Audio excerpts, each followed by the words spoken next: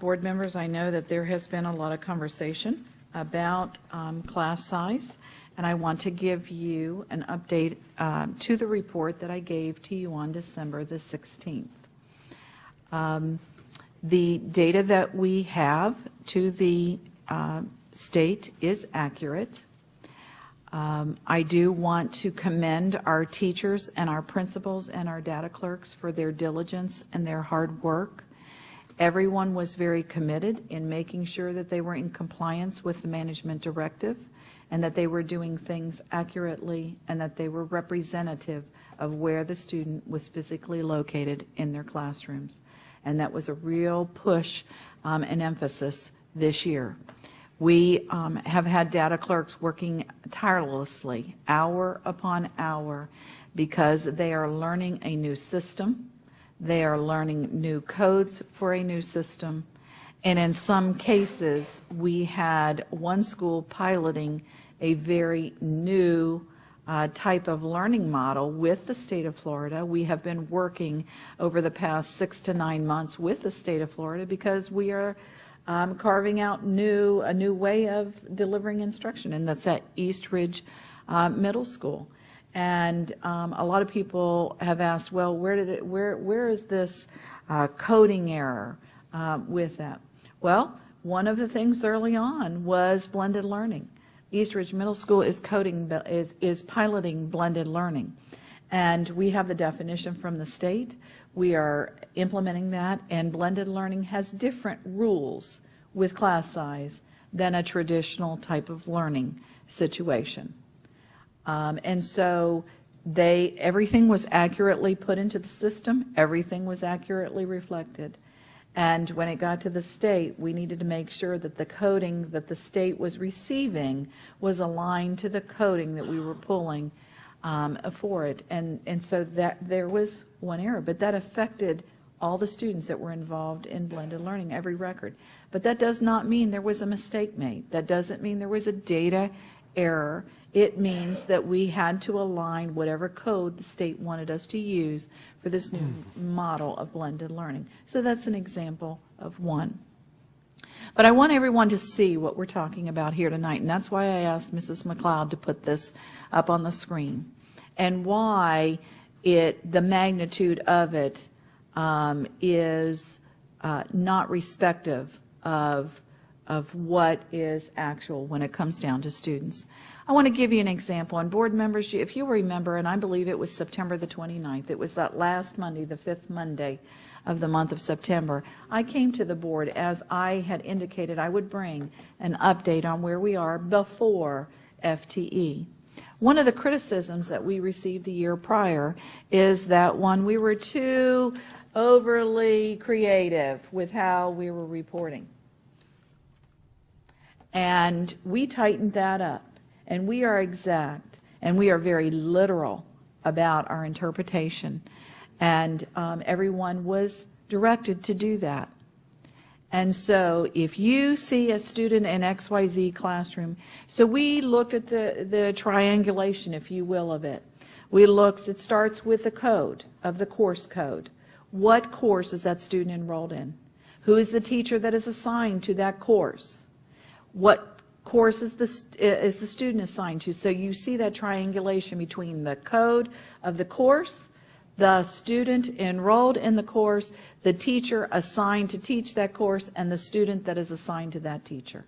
So that is and we were very careful and very deliberate in making sure all of those were exactly aligned with physically where that student was located, to not have any misunderstanding, any misrepresentation, any misinterpretation. We also knew that going into this, that we have students that are highly mobile. Students move in, students move out. Well, that's okay with class size, that if a student withdraws and vacates a seat and a student comes in, the numbers are the same. It's just that the student name changed or the faces changed. So we make sure that the record is aligned there. But there are times when a student doesn't withdraw, but two more come in. Look at the case of Eustis Elementary School. And Mrs. McLeod, if you'll just point that so you can go right to that. You're going to see the number 12 as being overcapped there. So that is 12 courses that we are overcapped. But it is two students in kindergarten. About 2 weeks out, and board members, I believe this was one of the very examples that I reported to you as an example.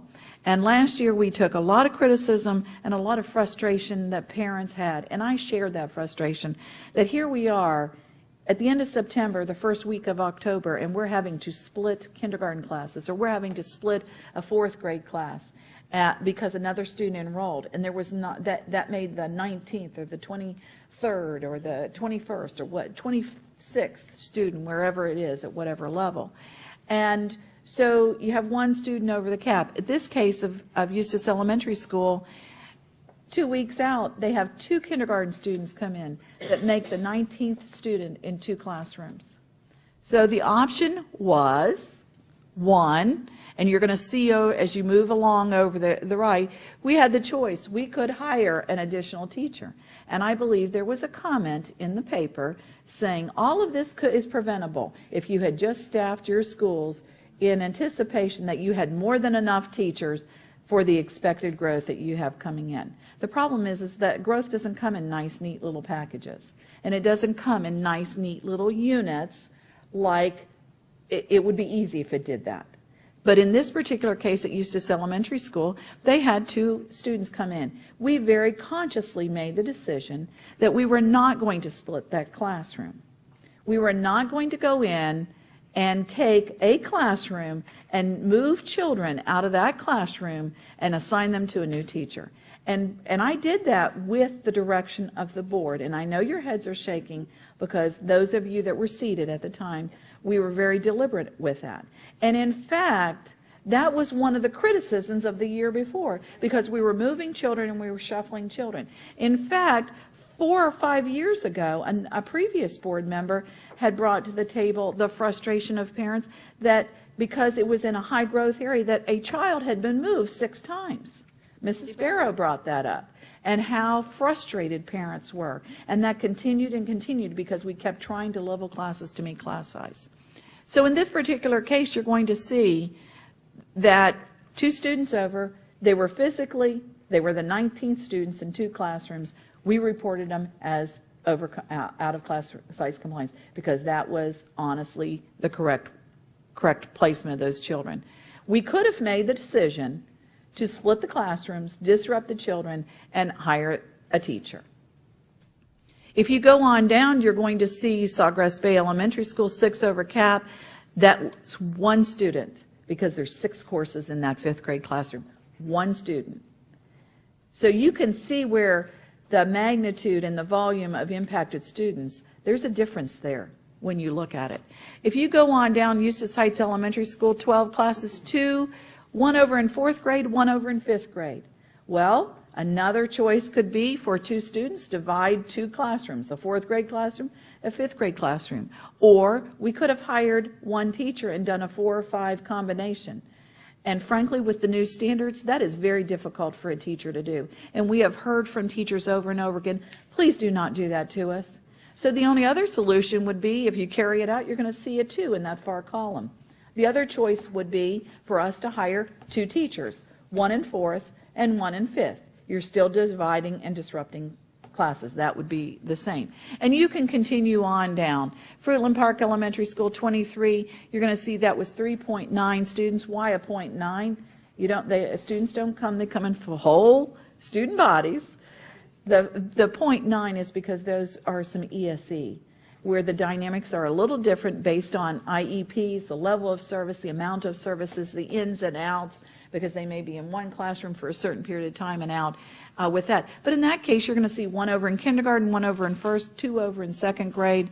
Again, our choices are hire a teacher, disrupt all those classes, and have a teacher teaching kindergarten, first, and second grade. Or the other option is you hire 3 teachers, 1 per grade. And see, they haven't enrolled any other students, or in some cases, they've even lost some. And you can go on down. I want to go down to East Ridge High School, you're going to see 4 over cap, 0.67 of an FTE. You can say, how is there a 0.67 of a student? Well, that's because they're in sections. In this particular case, there's 4 sections where they're 1 student over. It's 11th grade, it's English 3. So you would be adding 1 section of English, possibly 2 sections of English to accommodate those 2 or 3 students, and you would hire a part-time teacher with that. And those are very difficult to do. Well, how we have resolved that is we have asked for volunteers. If they had the certification, they would teach an extra period, and we would pay them for that extra period. With that, so that's how you see the chart. What I want to call your attention to is that if we had gone through and said, okay, we're going to go ahead and add the extra teachers, we would have been hiring anywhere from 12.5 teachers to 9, or up to as high as 19, depending on the certification, the situation there. You'll see Mrs. McLeod has put the average teacher salary there. And so on the low end, it would have cost the district $705,000. On the high end, it's a little over $1 million. Now you can say, well, that's a great investment because we're hiring an additional teachers. Yes, it is. And from a standpoint of really reducing class sizes down, you would be doing that. You would actually be over allocating to those specific schools, which certainly would be an admirable thing to do. But the bottom line is you're disrupting how many students that are already attached in their set. They've already got the framework, the rules of that classroom. So from a student standpoint, that is not in the best interest of students to do that. From a business side of the house and the business decision of it, if you'll see down there, per FTE funding third calculation, that's $6,610.64 for 46.91 FTE. The revenue the district would be earning is $310,000, or $105,012 to expend what I just shared with you, the low end and the high end. So when you look here, we made decisions first and foremost, what is best in the best interest of students here, because 18 or 19, there is no research to show that there's a negative impact on instruction in that particular situation. But the disruption is there. From a business standpoint, obviously the numbers show the business decision there. But in all those examples, we were very transparent with everyone on how we were doing that, and that was the decision there. Beverly Shores, you're going to see a classroom set there. That is still under review. The reason that is still under review, and you're going to see a 2 to a 4, because they are a high Title I school, and they have utilized and built a master schedule, and they utilized some resources that we're having to go back and look at. Because of either underutilizing or overutilizing, and the way those funding models isn't as cut and dried. And so we're having to go back and look at that. And those are some local decisions that are made. And we're working with the principal on that particular item. But you can see when you have one school that has some real uniquenesses in the services that they're providing for students, that one has been a little bit more challenging to do what is right and meet the needs of the students and be in straight compliance with class size. You know, we were very transparent. We were very honest with high integrity in our dealings on this. Some might say, well, the pendulum was here and now it's way over here. The fact of the matter is that our teachers, our data clerks, our principals were very, very cognizant of the rules that were put in place. And we did not even walk close to the line. Everybody was very, very careful of that because they did not want to misrepresent. And I will tell you that when you look at this, other districts have had to make the same business decisions that we are. We are not alone in this. And yet other districts have used other strategies Other strategies that we chose not to use by hiring substitutes for a certain window of time. Yes, that is legal, but the fact of the matter is it's not within the spirit of the law. This represents we stayed within the spirit of the law that the taxpayers and the voters in this county voted to say, we want class size and we want you to do it. We want you to stay. Some people would say, gee, the superintendent deliberately has violated class size. Well, you know, board, we talked about this, and I did not deliberately violate anything. We did what was right for students, and we made the best decisions, and we have done so very transparently, very literally, and our representation to the state is exactly where the students, we are hiding nothing. And I realize that there's a vast difference of opinion out there, and here's another class size fiasco. I beg to differ with that. And frankly, yes, there were some data transmission problems from the get-go, and we were in communication right from the push of the start button with room numbers, those kinds of things. Room numbers were not part of that triangulation, but the fact of the matter is that if a room number got picked up twice, just to give you an example, if a room number got picked up twice, you could have one room number replicated one time, and it doubled the magnification of it, and one coding anomaly. And we, the state has been working with us. We initially were right on that. So that's what I have to report with you on that. Okay, I know there's discussion probably on this one. And I still have more in my report, but I know we want to pause there. And this one first before you go on? Yes, that's correct. Mark? Can I start by expressing my appreciation for this amount of transparency? I think that's what everybody's looking for, to get the answers and figure out where the issues are occurring. And certainly what we've seen in the media over the last couple of weeks has been probably mind-boggling for most citizens to try and figure out what the issue really is. That being said, and I wasn't a part of that original board that gave the blessing to go ahead and proceed with this. And so that being said, I kind of wrestle with the question of whether or not, when I took the oath of office to preserve, protect, and defend the Florida Constitution, if that gives me permission to tell you as a superintendent that you don't have to comply with the class size caps. So I mean, that's, I mean, I think that's probably all kind of said and done at this point, but I wrestle with that one. I don't know that we've got the authority to tell you it's okay, because certainly there are many mandates handed down by the legislature or given to us that we would disagree with. We could probably go through a whole bunch of high-stakes tests or the Florida standards, and I'd love to pick and choose some of the others to say it'd be okay to ignore.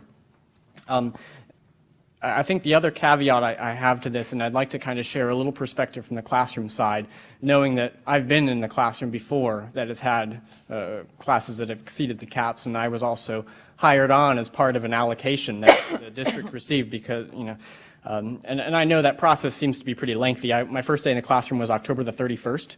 So talk about disruptive of kids. And of all days to go in the classroom October 31st is a tough one. But it seems like that's a very lengthy process.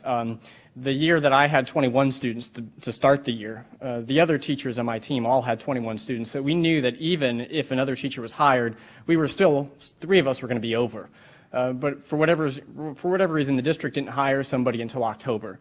And that continues to be disruptive. So I think the earlier the district can be proactive out of the gate, and it seems to be moving in that direction, I hope the district will continue to move in that direction to get that process up earlier and quicker.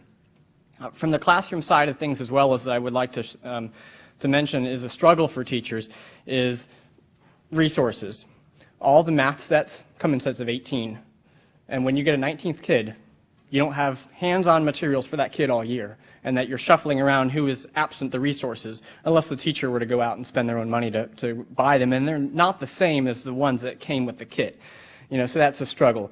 As well as when we talk about the limited technology available in the classrooms, I had 4 computers, and to try and get 18 students on the 4 was always challenging, but when then one would break, which would be very, very frequently, I'd have 3. And then that amount of time is diminished. And as we continue to throw more software out to the classrooms and to the teachers saying, try and get on iStation for 30 minutes a week and do this and that, they're competing for more and more resources. Or as the district continues to move forward with encouraging cooperative learning, certainly that's very effective on the classroom side of things and really engages the learners. A lot of those Kagan strategies are a pair, two people working together. When you throw that 19th kid in there, all of a sudden you have a group of 3, and that really diminishes their practice opportunities, because now these 3 people are sharing the same amount of practice time that everybody else is getting in a pair. So that's a challenge as well. When we talk about the limited resources as well, with not having the right textbooks in place because of the ever-changing Florida standards, certainly well beyond our control, but the teachers are finding that they're having to bring in more and more resources on their own, and they're having to make copies of those. So when you throw in a 19th kid or a 20th kid, that amount of copies might not get passed along to that teacher saying, you've got more kids, you probably need more copies, because you're so they run out faster, and that's a challenge for the teacher. And then what's happening is that they're using all their ink in their classroom, they're going out to, they're printing them at local print shops, what have you, and so that would be something else that we need to solve. From the kindergarten side specifically, at the end of every quarter, it takes about 3 hours to assess the students. By the time you multiply that 3 hours times 4 quarters, you're potentially looking at 12 hours of assessment on that student. 12 hours is a couple of school days at the end of the year that you've lost of instruction time administering that kindergarten report card. And I know curriculum is looking at making that much better, but as it exists now, it's a lot of time that's lost. So those concerns are still some that I think they go beyond that financial penalty and real problems that we need to solve. Okay, thank you. Ms. Brandenburg? I appreciate this information, and I hope that with the community being able to see this, they can see that it's not 281 students, that it's 46 students, because you multiply it by the number of classes that they attend in a school day. I was on the board 5 years ago when we were moving students 6, 7, 8 weeks into the semester. We were taking students in high school out of an English class and putting them in a history class 6 weeks into the semester, which they lost 6 weeks of instruction because of being 1 or 2 students over the limit. We had so many parents come to us pleading with us, please don't move my child again. You want to talk about disruption. So I was one who said we need to comply within the law to the best of our ability. But if we have that 19 or 20 student show up, then we will defend that with the state, and if they come down with a penalty, we will pay the penalty, because the penalty will be much less than to add another teacher, find another classroom, and split the students. So if you have 2 classrooms, one has 18 and one has 19, then now we're going to have 10 students in one class, 9 students in another class, and so we're not even going to be close to the class size number. And then the community is going to say, why are you spending all these additional dollars when you don't have them? And so it's a very fine line that this district works in. And there is no underhandedness going on. I just want the media to be able to get this right. I want the public to be able to understand this. And if they don't, ask. Ask. Because there's a lot of people out there who think, oh, you're mismanaging, you're not doing what you're supposed to do. But when you ask them for 1 extra student, do you want us to hire another teacher and split them up? And people, we don't have additional classrooms in many of our schools as it is. So what are we going to do? We're going to have to put 2 teachers in a classroom. And you want to talk about overcrowdedness? We will meet the class size number, but we're going to have students crammed in where we don't want to have that happen. So hopefully this information, does help a lot. We will, I know, continue to monitor. We have our next count coming up in February, and we'll take a look at this again. And so I was part of the board that said, I'm not moving that child again. Bill?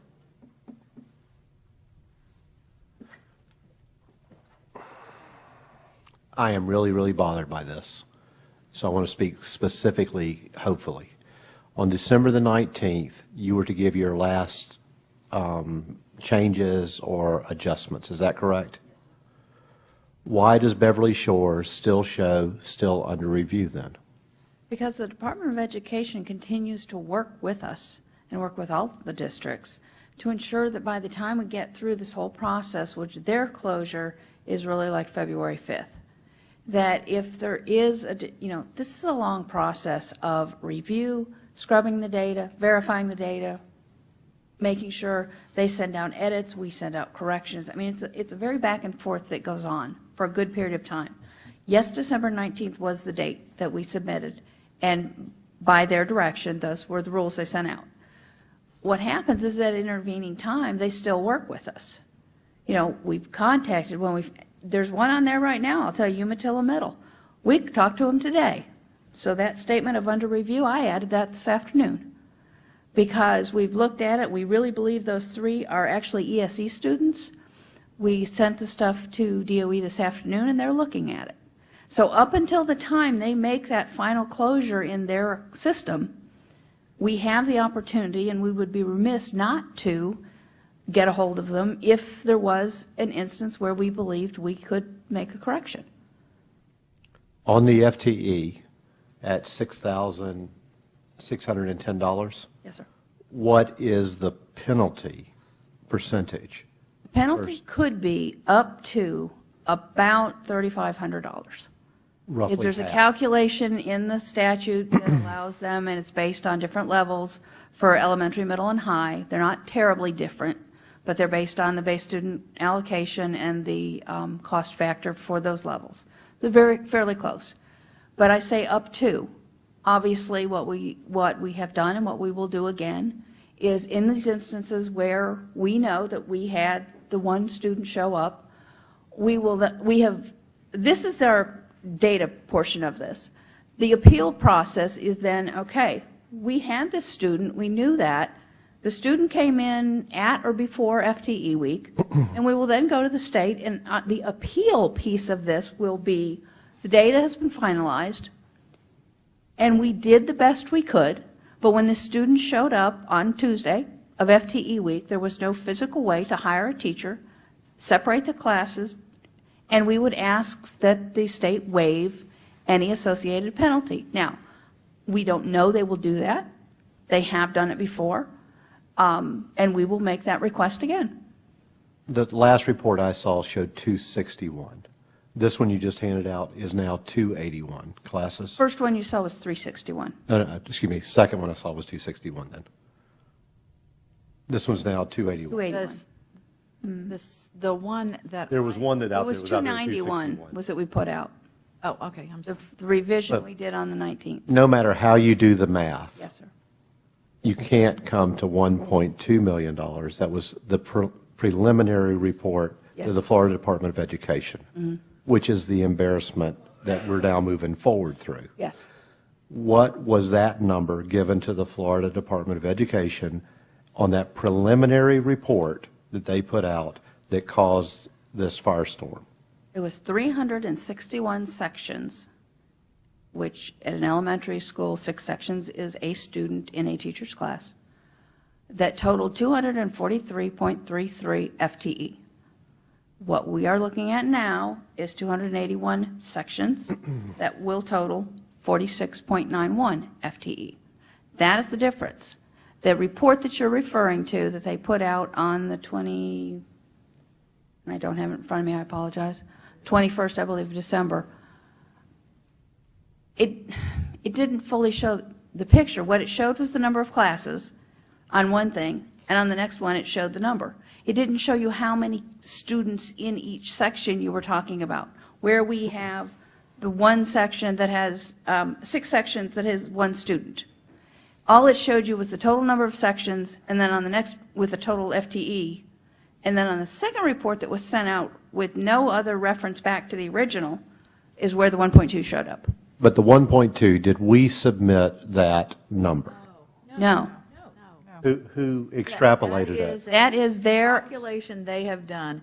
And Mr. Mathias, I think I know kind of where your frustration is here, because, and I had this conversation with Mrs. McLeod today, for the life of me, I see 361, and then I see 243 point something FTE, which if you calculate it, that's where I guess you come up with the $1.2 million. But in my mind, I do not know where you get 361 sections that equates to 243 FTEs. Because it looks like 243 students. Those numbers came from the state. But and so I can't connect that, and I cannot explain that number to you. Let me make sure that we're clear about this, and I want, you already know how aggravated I am about it. And we haven't had a chance to talk, so I apologize. But I've been dealing with this all last week, as you know. yes, sir. The integrity of this district depended upon us submitting this information as close to accurate as possible. Yes, sir. Did we submit wrong data? I want that as a yes or a no. Some. There were some errors. Are you telling me that the state arbitrarily made up numbers? No. The example the superintendent gave you of the classroom number being wrong, the physical room number that the students were in. We had 2 instances of that, where one error replicated times 6 periods, times 22 kids in those, each one of those periods, is part of that original. There were 2 schools that occurred at. We knew about it on the 19th. We contacted DOE. We told them. We realized very quickly that that had not been caught before we transmitted, and what were we to do? And they expressed to us that part of the normal review process is as soon as they opened up the window, that we could go in and make that correction, which is exactly what we did. See, it's been corrected. That part has. All I want to say about this is this. As sensitive as this issue was last year, staff owed it to be as precise as possible. And if we were correcting a $50,000 or something, you know what I mean, $1 million off, seriously? I don't know how you get there. I do not know where that $1 million, I mean, I know how Well, they came up with the calculation, but I cannot tell you that our It does- employees miscoded things or misrepresented to that- things to a $1.2 million thing. But when- Somebody's going to have to show that to When me. we saw the 1.2, and you've had a week to look at that, have you asked to see where that number came from? We have asked that from DOE, and unfortunately, the answer we get is until the process is finalized, they won't have final numbers to give us.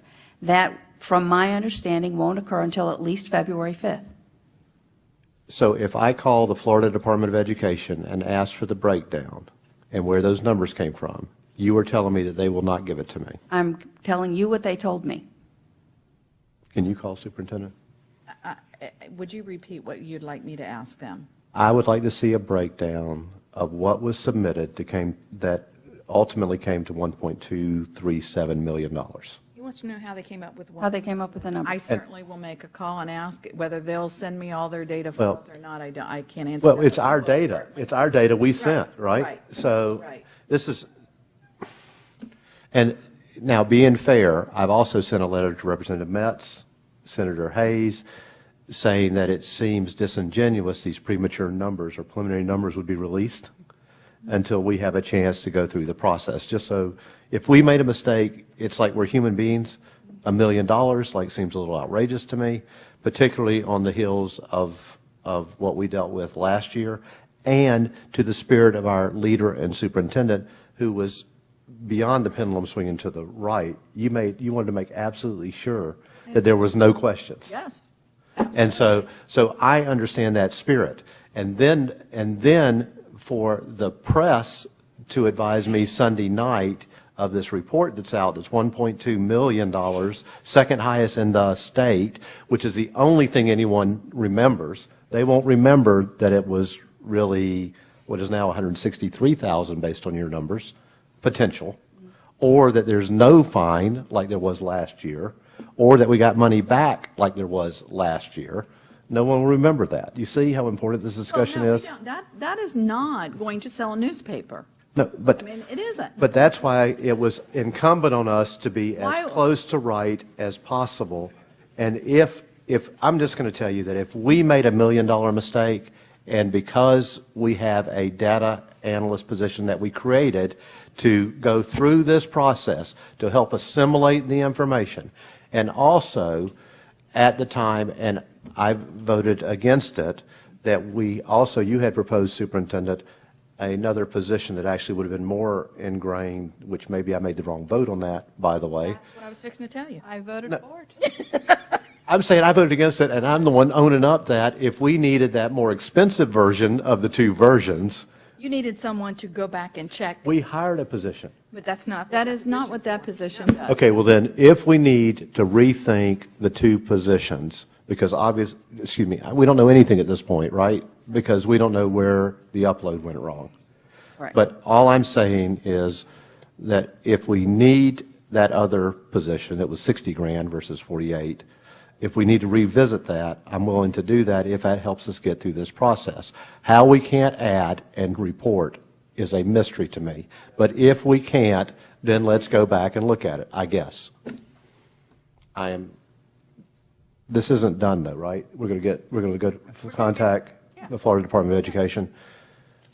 And then when will we know whether these 23 students, which is a huge amount at Beverly Shores, that's under review, has been, when are we going to know about it? I will tell you right now, 23.7 is accurate.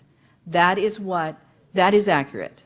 Oh, it's no What longer is under review is that how it got to that point, because there is a scheduling, we're looking at the master schedule, and we're looking at how teacher allocations were utilized at that school with regards to load-bearing versus not load-bearing, which are local decisions that are made school by school. And because of the fact that has occurred, I have to have that fixed in the master schedule and the assignment of teacher loads within the next 2 weeks. That is why it's still under review. Not that that number is going to change or that that number is inaccurate. That number is accurate, and we've verified that. Well, the under review then is disingenuous because it appears that it still is subject to change. So it ought to be, we're changing the allocations or whatever your new word is, right? I mean, it looks like under review means maybe that number isn't right, and it is correct. So we were having to make adjustments. We will make sure we put another explanation there, so it is very, very transparent to everybody that will read the report.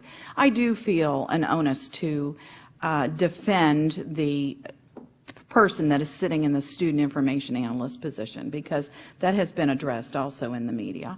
This position was approved June the 23rd, 2014.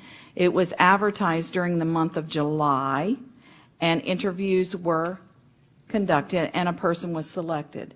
They had to leave their present position and go into this position. They entered their position, I believe it was September the 8th. This position was not, it is an exempt position.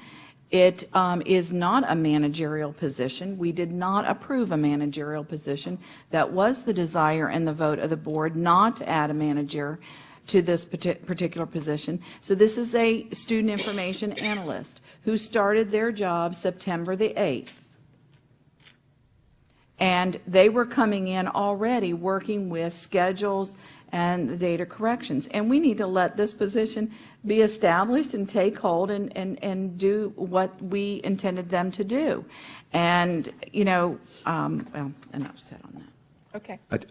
Wait, just 1 second, because I pulled the job description of what we approved. And this person's responsibility was to assimilate data directly relating to FTE. And I'm not putting, again, I use the word accountability in the press because I'm so freaking frustrated that we're just bouncing around. Yeah, they use And at that the- word and now, at the too. and at the end of the day, if you hire someone to do a JOB, maybe accountable is the right word, by the way.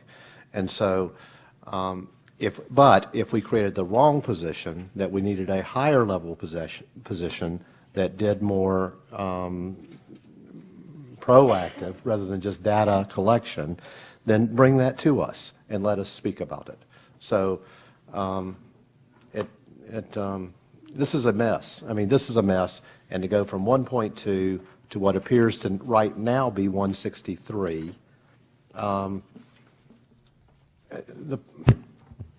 we just look ridiculous, that's all. You're done now? I'm done.